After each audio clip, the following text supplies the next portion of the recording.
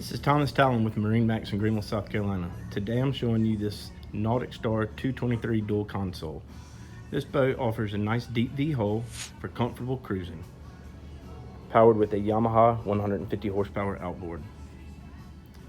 Stepping aboard the boat, you'll see nice ample seating in the cockpit with a flip-up seat here at the transom walkthrough. Midship on the port side, you'll see a nice storage area / head with a sink. Looking onto the helm, you'll see nice controls with a Simrad Go 5 Infinity stereo with 4 speakers. Nice panoramic windshield, offers nice protection from the elements.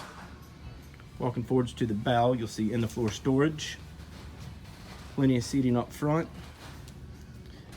and a nice step to go forwards to the bow with a ladder for boarding. For more information on this boat, please visit us at our location in Greenville, South Carolina, 14 Birdie Road, 29605. Thanks.